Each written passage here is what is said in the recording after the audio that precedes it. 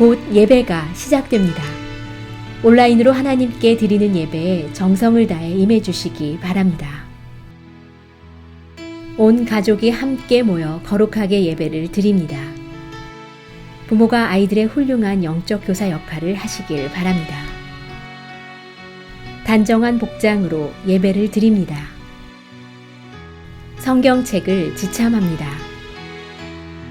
예배 10분 전부터 예배 준비를 완료하고 기도합니다.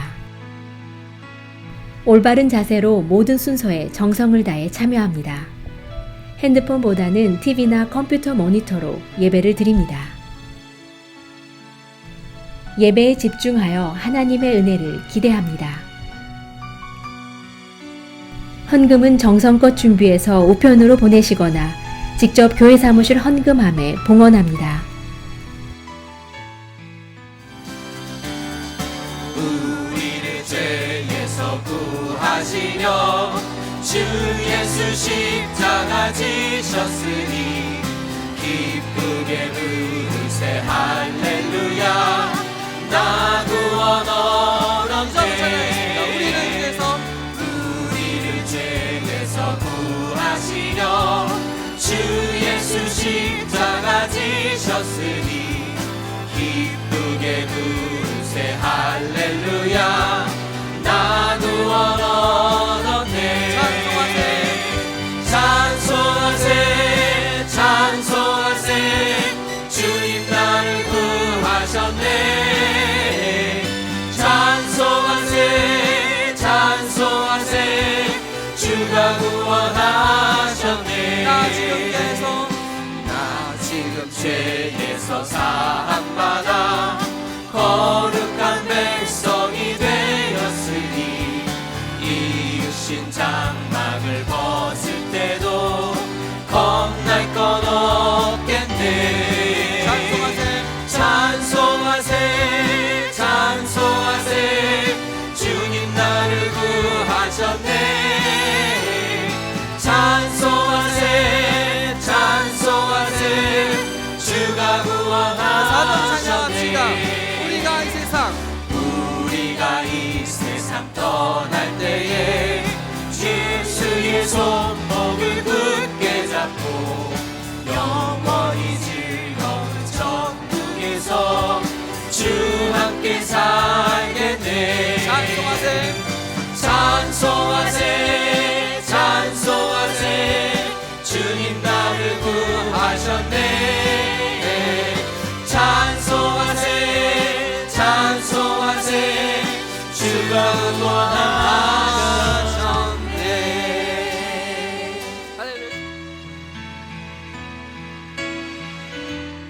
하늘에 계신 우리 아버지의 한량없으신 은혜 가운데 살아온 저희들이 오늘 첫 시간도 아버지를 간절히 사모하는 심령으로 예배드리오니 저희의 찬송과 영광을 받아주시옵소서.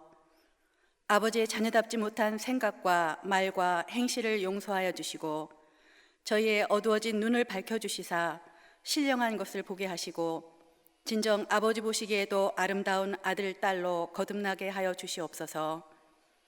코로나로 인하여 벌써 2달째 하나님의 성전에서 예배를 드리지 못하고 있는 이 때에 그동안 우리가 당연시 여기며 누려오던 모든 예배와 모임들이 얼마나 큰 축복이었는지를 깨닫는 소중한 시간이 되게 하여 주시옵소서. 모든 가정마다 예배가 살아나게 하여 주시고 말씀과 기도와 찬송으로 주님을 주인으로 모시는 더욱 성장하는 가정이 되게 하여 주시옵소서. 코로나 최전선에서 싸우는 사람들, 환자들, 일터를 잃고 하루하루 생계를 걱정하는 많은 사람들에게 그리고 우리 모두에게 아버지의 말씀이 우리 삶의 표대가 되어 어떠한 폭풍우 속에서도 잠잠한 그리스도의 평안을 누리게 하여 주시고 생명의 복음이 우리 삶에 살아있는 능력이 되어 폐허 속에서도 다시 일어설 수 있는 담대한 용기를 허락하여 주시옵소서. 아버지, 우리 가정과 교회와 나라의 지도자를 위하여 기도드립니다. 하나님을 경외하는 대통령을 세워주시고 암흑의 땅 북한에서 지금까지 억눌려 살아온 영혼들에게도 정의와 공의가 통하는 사회, 자유로운 영혼이 꿈꿀 수 있는 세상, 하나님의 말씀과 축복이 임하는 세상을 허락하여 주시옵소서. 아이들의 해맑은 미소를 통하여 미리 천국을 보여주신 하나님, 다시 이 성전들에서 아이들의 웃는 소리가 넘쳐나게 하여 주시고 우리 아이들이 마음껏 뛰어놀며 믿음 안에서 자라나게 하여 주시옵소서. 모든 지식과 지혜의 근본이 하나님의 말씀인 성경에서 나온다는 것을 일찍 깨닫게 하여 주시옵소서. 이제 우리 교회가 아버지께서 저희에게 주신 사명대로 사도행정적 교회를 꿈꾸며 예수 그리스도의 제자가 되어 세상을 변화시키는 믿는 것이 참 행복한 교회가 되게 인도하여 주시옵소서. 말씀 전하시는 한유주 목사님께 영육간의 강건함으로 붙잡아 주시고 성령의 기름 부음이 말씀 가운데 임하게 하여 주시옵소서. 한량 없으신 하나님의 은혜를 담고 담대하게 세상에 나아가 빛을 발하며 나누고 채워주는 귀한 아버지 자녀의 삶을 살게 하여 주시옵소서. 감사드리며 예수님의 이름으로 기도드립니다. 아멘. 오늘 우리에게 주시는 하나님의 말씀은 고린도 후서 11장 10절부터 15절입니다. 함께 봉독하시겠습니다. 그리스도의 진리가 내 속에 있으니 아가야 지방에서 나의 이 자랑이 막히지 아니하리라. 어떠한 까닭이냐? 내가 너희를 사랑하지 아니함이냐? 하나님이 아시느니라. 나는 내가 해온 그대로 앞으로도 하리니 기회를 찾는 자들이 그 자랑하는 일로 우리와 같이 인정받으려는 그 기회를 끊으려 함이라. 그런 사람들은 거짓 사도요 속이는 일꾼이니 자기를 그리스도의 사도로 가장하는 자들이니라. 그것은 이상한 일이 아니니라. 사탄도 자기를 광명의 천사로 가장하나니 그러므로 사탄의 일꾼들도 자기를 의의 일꾼으로 가장하는 것이 또한 대단한 일이 아니니라. 그들의 마지막은 그 행위대로 되리라. 아멘. 사도 바울이 이제 고린도 교회 성도들과 우리를 향해서 하나님의 교회와 하나님 어떻게 섬기는 것 첫 번째 원리를 우리에게 주시는데 그게 바로 7절에 있습니다. 내가 너희를 높이려고 나를 낮추어 하나님의 복음을 값없이 전했다.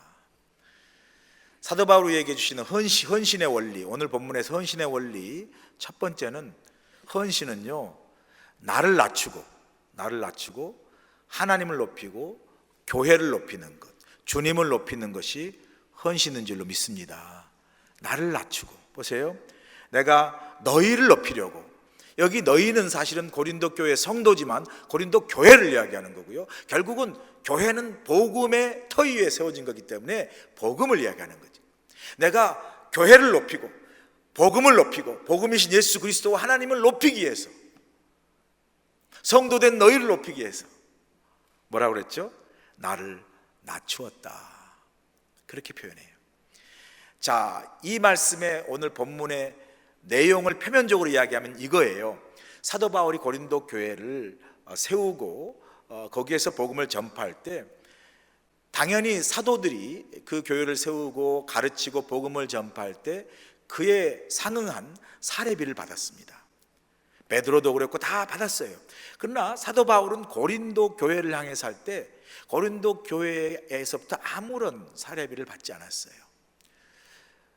그것은 고린도 교회와 성도들로 하여금 이제 갓 자라나고 또 교회가 세워지기 위해서 그들에게 어떤 그 금전적 부담이나 재정적 부담을 주지 아니하고 그들이 복음에 헌신하고 신앙에 잘 자라도록 돕기 위해서 사례비를 받지 않았어요.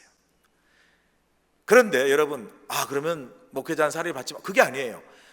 고린도 교회에서 사도 바울이 헌신하면서 그에 필요한 재정적인 그러한 후원을 받지 못했지만 9절에 보니까 또 내가 너희와 함께 있을 때 비용이 부족하였을 때 당연히 살아야 되잖아요. 당연히 그 생활 속에 또 많은 재정적인 후원과 지원이 필요하잖아요.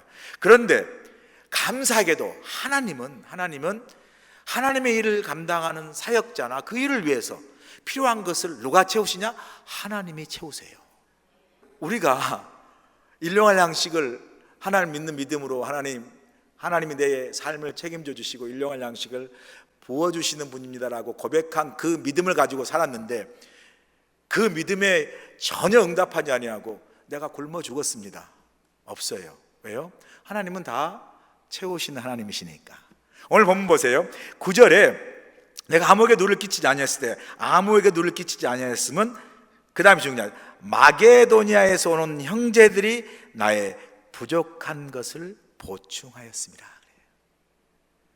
고린도 교회를 향해서는 재정적인 후원을 받지 않았지만, 하나님께서는 이 고린도 교회가 사도 바울이 재정 후원을 받지 않으므로 그들이 복음에 전념하고 신앙이 잘 자라도록 하도록 하시기 위해서 사도 바울에게 필요한 것을 마게도니아 지방에 있는 교회, 특별히 빌립보 교회, 데살로니가, 빌립보, 베레아 있었지만 특별히 빌립보 교회 성도들이 그 재정적인 후원을 마련해서 사도 바울을 선교하도록 선교비를 보냈다는 거예요. 그래서 고린도 교회에서는 그것에 대한 교인들의 재정적 부담이나 사도 바울이 그것을 또한 필요로 그들에게 요구함 없이 자유롭게 고린도 교회가 왕성히 자라도록 하나님은 고린도 교회를 그렇게 성장하도록 하셨고, 바울에게는 필요한 것 하나님이 채우셨다라는 거예요. 그걸 보면서 내가 그 하나님이 나를 채워주심을 믿음으로, 그 하나님이 채워주신 것뿐만 아니라 사도 바울은 하나님이 나를 채워주신다는 믿음을 가졌어요. 왜 그러냐면, 보면 9절에 보니까 내가 비용이 부족하였으되, 그러니까 부족하였으면 불편할 거 아니에요. 그 고린도 교회에 있었을 때 그 교회를 섬기고 그 교회를 세우고 개척하고 성도들 양육할 때 이미 사도 바울도 오늘 본문에 내가 부족했다라고 이야기하면 재정적 후원이 너무 필요했다는 건데, 그 부족함에도 불구하고, 얼마나 불편했음에도 불구하고 그 자리에서 고린도 교회가 그 재정적 후원을 요구하지 않았던 것은, 여러분은 꼭 그게 적절하게 마게도니아에서 보낸 것도 있었겠지만 당장 급하면 요구할 수 있죠. 그러나 그 모든 일 속에서 역사하신 하나님의 섭리를 믿었기 때문에 참을 수 있었고, 또 그 고린도 교회에 그런 걸 요구하지 않았다는 거예요. 그거를 어떻게 에둘러 표현하냐면, 내가 그래서 너희들로 하여금 신앙적으로 잘 자라고 높아지고 너희가 믿음으로 잘 서도록 하기 위해서 내가 부족함에도 불구하고 나를 낮추어 너희로 하여금 영적으로 잘 서도록 했다는 거예요. 하나님의 교회와 하나님의 나라를 위해서 하나님의 교회를 세우고 성도의 신앙을 세우고 여러 하나님의 영광을 세우기 위해서 자신이 낮아지는 그 겸손함을 사도 바울은 자신의 부족함도 하나님이 채우실 거라는 그 믿음 속에 성도와 교회를 위해서, 복음을 위해서 스스로 낮아지는 아름다운 믿음의 모습을 보였다는 거죠. 우리는 대부분 거꾸로잖아요. 교회를 섬기면서도 내 필요를 먼저 채우잖아요. 그리고 항상 우리가 주를 믿는다고 하면서도 우리의 삶 속에 하나님을 믿는 그 믿음의 발로 한 우리의 헌신보다 내 필요에 의한 나의 삶의 체험이 먼저일 때가 많잖아요. 나를 먼저 높이고 그리고 남은 시간, 남은 여유, 남은 물질 가지고 주의를 하려고 하는 우리의 모습이 많아요. 물론 표면적으로 볼 때 우리가 먼저 살아야죠. 집값 내야 되고요, 자동차값 내야 되고 보험료 내야 되고 다 먼저 해야 되죠. 그러면 표면적으로 볼 때 그게 먼저인 것처럼 보여요, 사실은. 그런데요, 설령 우리가 똑같이 믿지 않는 사람은 그렇게 한다 할지라도, 그러나 우리의 마음속에 우리가 물질을 향한 것이나 우리 하나님 앞에 드리는 우리의 헌신에 있어서는 우리의 마음이 달라야 돼요. 먼저 그것이 나간다 할지라도 내가 하나님을 향한 나의 드림과 섬김이 먼저라는 신앙이 우리 속에 꼭 있어야 돼요.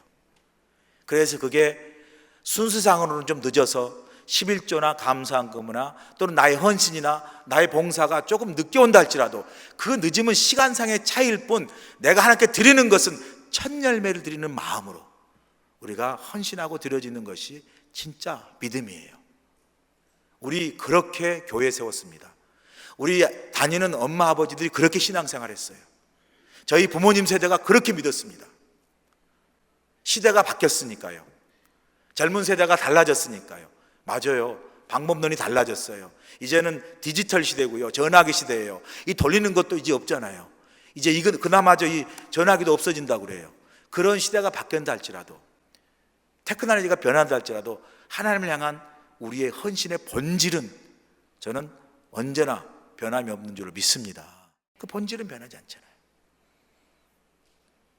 여러분이 하나님을 먼저 높이고 하나님께 먼저 우리가 하나님 앞에 먼저 그 나라 그 의를 올리는 의미에서 영광을 돌리면요, 하나님이 반드시 너희가 하나님의 능하신 손 앞에서 겸손하라, 그리하면 내가 너희를 높이시리라. 하나님께서 우리에게 가르치는 헌신의 원리 첫 번째가 바로 뭐죠? 나를 낮추고 하나님을 높이는 거예요. 나를 낮추고 주의 복음을 위해 헌신하는 거예요. 나를 낮추고 교회를 먼저 생각하는 거예요. 보세요. 그거를 난 참 읽으면서요, 좀 마음이 깊이 와닿았어요. 9절 보세요. 또 내가 너희와 함께 있을 때 비용이 부족하였을 때 아무에게도 누를 끼치지 아니하였으면 마게도냐에서 온 형제들이 나의 부족한 걸 보충하였습니다. 그 다음이 참 내 마음에 와닿아요. 혹시 읽으면서 여러분 마음에도 와닿길 원해요. 내가 모든 일에 너희에게 폐를 끼치지 않게 하여 스스로 조심하였고 또 조심하리라. 이 말을 읽는데 갑자기 제 마음에 참 좀 뜨거움이 오더라고요. 야, 사도 바울이 하나님의 교회를 생각하는 마음이 이 정도구나. 사도 바울이 하나님의 교회인 성도들 향한 마음이 이런 거였구나. 내가 가능한 누구에게 폐를 끼치지 않으려고 조심하였고 또 조심하리라. 교회를 생각하고 성도를 생각하는 마음이 얼마나 조심스럽기도 하면서 얼마나 참 정성스럽습니까? 우리는 민폐라고 그러죠. 민폐가 뭔지 아세요? 민폐는 아시잖아요, 여러분. 그 불편하게 쓸데없이 참 그 폐를 끼치는 거, 그죠? 사전에 찾아보니까 교회를 생각할 때 교회에서 우리 안에서 행동과 우리 안의 모습 속에 교회를 생각할 때 참 조심해야 된다, 조심해야지라는 것들이 이제 자유함과 오픈성과 개방성은 필요해요. 막 지난번에 우리 손현무 목사님이 고신교회, 그러니까 고신, 한국의 가장 그 장로교당 중에 보수 중에 고신. 그래서 막 박수 치면 그냥 교회 사탄인 줄 알아요. 막 그리고 뭐 주여 외치면 막 사탄인 줄, 그런 어떤 그 폐쇄적인 데서는 오픈해야죠. 하나님 앞에 자유롭게 예배하고 손을 들 수 있고 찬양할 수 있고 기타 칠 수 있고 수금과 비파와 모든 걸로 찬양할 수 있죠. 그런 오픈성 갖고 있지만 그런 자유함이 있다 할지라도 주의 성전과 하나님을 향한 우리의 거룩한 그 하나님 앞에 섰을 때 우리의 경외함, 영어로 말하면 reverence, 이건 변하면 안 되죠. 그러니까 우리 어른들이 했잖아요. 막 버릇없이 어떻게 앉아요? 어떻게 했어요? 버릇없이 군다 뭐 그러잖아요. 교회를 하나님의 임재고 그리스도의 몸이라 생각하면 우리가 교회 구석구석, 건물은 교회가 아니지만 그러나 이 건물과 하나님 이곳에서 예배하는 초소, 그리고 우리의 공동체가 교회라는 하나의 하나님의 그리스도의 몸이라는 하나님 임재의 상징인 하나님의 집이라는 마음을 가지면 교회를 향한 우리의 마음이 조심스러울 필요가 있어요. 우리의 행동, 우리가 이렇게 다른 사람을 배려하는 것, 저는 이 말이 꽉 와닿습니다. 스스로 조심하였고, 9절 후절 스스로 조심하였고 또 조심하리라. 네. 우리가 너무 가까워도 적어 어느 선들은 조심해서 지켜줄 게 있어요. 제가 성도를 상대해 보면요, 제가 제 성격도 편하게 대하고 싶어요. 그래서 권사님, 집사님 편하게 하잖아요, 그죠? 그리고 뭐 목사가 권위를 그러니까 제 스타일은 권위를 세우는 스타일이 아니니까. 그렇잖아요, 여러분 아시다시피. 그렇다고 여러분 어느 선까지 막 넘어와서 그냥 죄를 존중하지 않으면요, 제가 바보가 아니거든요, 그죠? 어느 정도 선에는 그래서 서로 존중을 해줘야죠. 그거는 기본적인 매너고 상식이에요. 그거를 필요 이상으로 너무 하잖아요. 그러면 그때는 이제 마음이 상해요. 마음이 상해. 상하면 제가 어떻게 해요? 어떻게 하게요, 제가요? 그러니까 서로를 존중하는 게 중요한 거죠. 조심하고 조심하는 거. 10절에 보니까요, 그리스도의 진리가 내 속에 있으니 아가야 지방에서 나의 이 자랑이 막히지 아니하리라. 고린도 교회가 이렇게 서로 겸손하게 섬기고 교회가 정말 서로를 존중하며 조심하면서, 그러나 조심한다고 해서 무슨 뭐 기가 중에 조심한 가운데 서로가 서로 가운데 잘 세워지고 사랑 가운데 서서, 정말 저 교회 참 좋다, 저 교회 참 아름답다, 저 교회는 참 이렇게 서로 사이가 좋고 또 누가 가더라도 잘 이렇게 품어주는 교회다라는 이런 자랑들이 막히지 않는다는 거죠. 저희 교회에 대한 다른 커뮤니티, 다른 교회에 대한 교회인들에 대한 그 인상이, 또 임프레션이, 소문이 좋아야 되는 거죠. 그러면서 11절에 이렇게 얘기합니다. 어떤 까닭이냐, 내가 너희를 사랑하지 아니함이냐, 하나님이 아시느니라. 우리가 첫 번째 원리가 나를 낮추고 교회를 높이는 거죠. 나를 낮추고 교회를 높이는 데 있어서 꼭 필요한 건요, 교회를 아끼는 마음으로 스스로 삼가하고 조심하고 존중하는 게 필요하다는 거죠. 또 한 가지 중요한 건요, 내가 너희를 사랑하지 아니함이냐, 내가 너희를 사랑한다는 거죠. 헌신의 두 번째 원리는요, 사랑하는 거예요. 내가 교회를 사랑하는 거예요. 내가 하나님을 사랑하는 거예요. 내가 주님을 사랑하는 거예요. 내가 서로 동역자를 사랑하고 목사를 사랑하고 그 다음에 우리 속장님을 사랑하고 목장님을 사랑하는 거예요. 속원들을 사랑하는 거예요. 신앙생활이 어렵다, 힘들다는 건 뭔지 아세요? 사랑으로 하지 않고 의무감으로 하면 힘들어요. 내가 장로님이니까 권사님이니까 그러니까 해야지, 그것도 필요해요. 왜? 그게 멍해니까. 멍해라도 줘야 돼요. 그러나 하나님은 멍해를 억지로 지게끔만 주신 게 아니라 멍해를 우리가 지었다가도 그 멍해가요, 나중엔 가벼워져요. 언제? 사랑하면. 우리가 계명을 지키면 사랑하는 게 아니잖아요. 요한복음에 너희가 계명을 지키면 나를 사랑한다 말씀하지 아니하시고 주님이 이렇게 말씀, 너희가 나를 사랑하면 내 계명을 지키나니 그래요. 계명 지키고 봉사하고 의무감이 문제가 아니고 제일로 중요한 건 사랑이에요. 사랑. 하나님을 사랑하는 거 당연히 우선이죠. 주님 사랑은 당연히 우선이죠. 그런데 하나님 사랑과 주님 사랑이 뭘로 나타나요? 교회 사랑으로 나타나고요, 교회 헌신과 봉사로 나타나고요, 그리고 영혼을 구원하는 전도와 선교로 나타나는 거예요. 우리는 그거를 무시하고 보이지 않는 하나님을 사랑하는 게 중요하다는 그 테두리 속에서 나의 헌신을 합리화시킬 때가 많아요. 그렇지 않아요. 교회 사랑하는 거 하나님 사랑하는 겁니다. 여러분이 내가 교회를 사랑한다고 고백하면, 하나님을 사랑한다고 고백하면, 주님을 사랑한다고 고백하면, 내가 교회를 사랑하기 때문에, 내가 하나님을 사랑하기 때문에, 내가 주님을 사랑하기 때문에, 내가 사랑 때문에 이걸 합니다. 한 가지만 지금 생각해 보세요. 자, 여러분, 내가 하나님 사랑해요, 교회 사랑합니다, 주님 사랑합니다.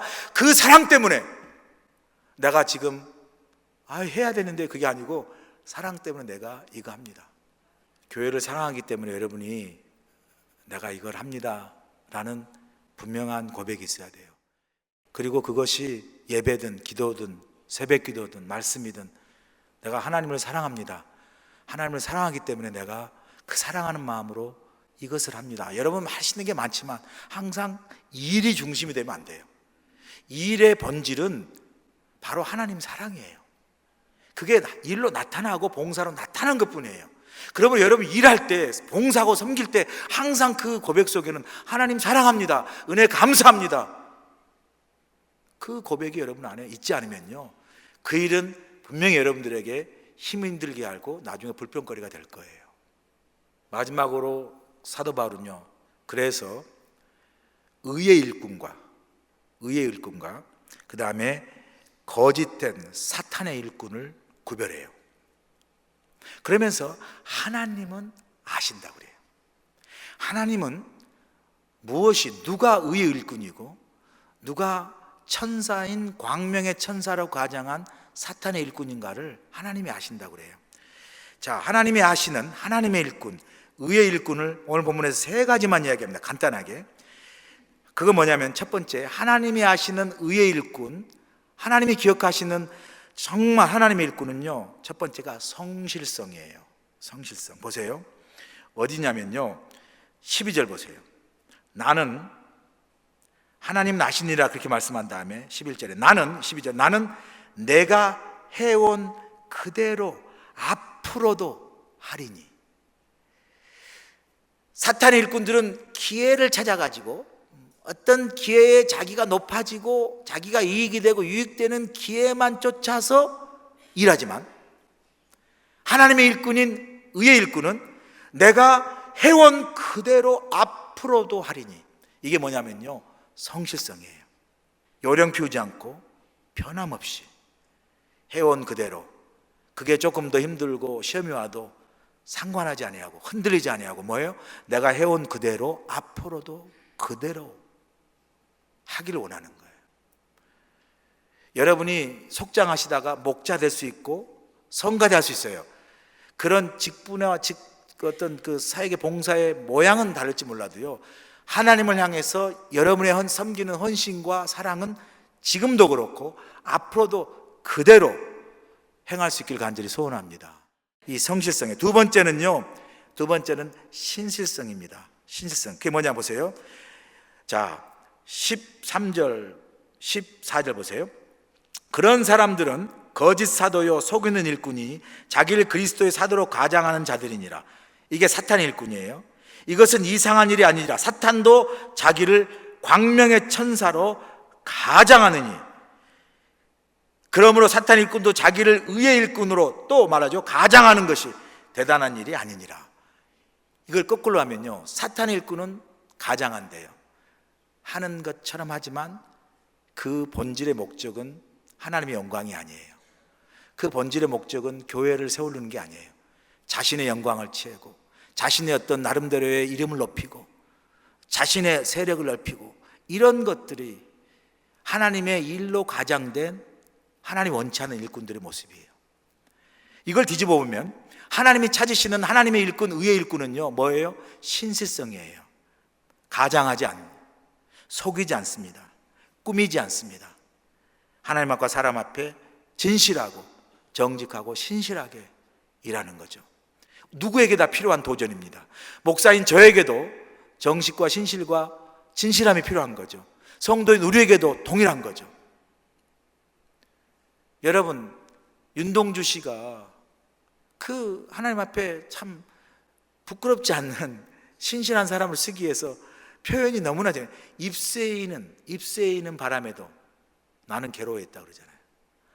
하늘에 한 점 부끄러움이 없기를, 잎새이는 바람에도. 그러니까 작은 삶의 미세한 삶의 어떤 순간순간에도 하나님 보시기에 부끄럽지 않는 신실함으로 서기 위해서 그 삶의 고뇌를 했다는 거죠. 우리는 거기까지 미치지 못하다 할지라도 적어도 부족하지만 가장하거나 꾸미는 일 없이 앞뒤가 그렇게 다르지 않고, 사람이 다 감정이 있고 다 하지만 그러나 그렇게 크게 변장하거나 가장하지 않고, 아, 저 사람이 저 사람이구나 라는 모습으로 하나님께 드려지고 서로에게 드려지는 그런 신실함이 우리에게 필요하죠. 하나님은 그런 사람을 저는 쓰신다고 믿습니다. 마지막으로 결실성이에요. 열매를 맺는 거죠. 결실한다는 거. 결실성인데 그게 뭐냐면 보세요. 15절 마지막. 그러므로 사탄 일꾼도 자기의 의를 일꾼으로 가장하는 것이 또한 대단한 일이 아니라, 그 다음이 중요해. 그들의 마지막은 그 행위대로 되리라 그랬어요. 이게 무슨 말이냐면 그 행위에 뿌린 씨앗대로 거둔다는 거예요. 뿌린 씨앗대로 열매를 결실한다는 거죠. 결실성입니다.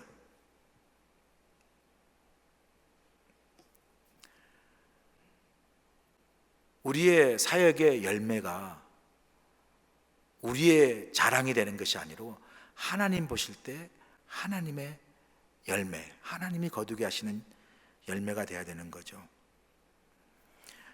마태복음 25장에 주님께서 오른쪽에 양, 왼쪽에 염소를 두시고 마지막 심판을 이야기하는데, 오른쪽에는 의인을 두시고 왼쪽에는 악인인 염소에는 왼쪽을 두시죠.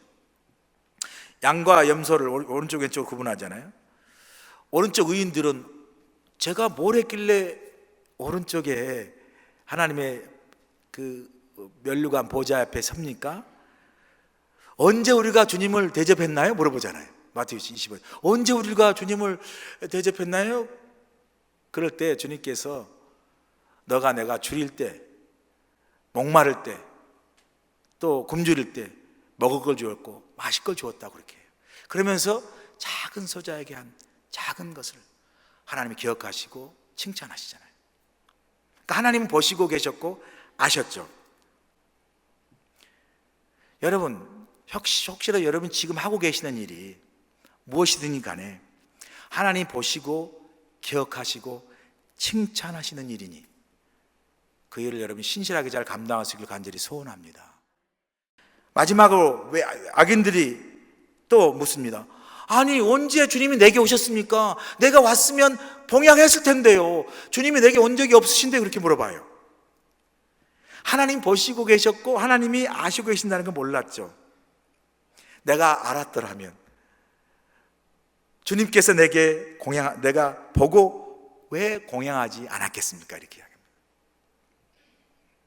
여러분 가운데 혹시 미스하고 있는 거, 정말 하나님이 우리를 통해서 하시고자 원하는 일이 있는데, 그게 뭔지 모르지만 우리를 통해서 하시기를 원하는 일이 있는데, 혹시 우리가 그것을 미스하고 있을 때, 하나님께서 너가 나가 줄일 때 왼쪽 사람 말하죠, 먹이지 않았고, 내가 목마를 때 마실 거 주지 않았고, 내가 굶주릴 때 음식을 주지 않았다고 이야기하잖아요. 우리의 헌신은 언제든지 하나님 필요하실 때 제가 여기 있습니다라고 드려지며, 그 일이 크든 작든 이것이 하나님 내게 필요한 일이라 생각하시고 우리가 겸손하게 주의 일을 감당할 때 하나님께서 우리의 모든 것을 보시고 아셔서 그게 바로 내가 우리를 통해서, 너를 통해서, 우리 교회를 통해서 이루고자 하는 일, 그 일을 하나님이 감당하길 원하는 그 일을 우리 교회와 저와 여러분이 신실하게 잘 감당할 수 있도록 간절히 축원합니다.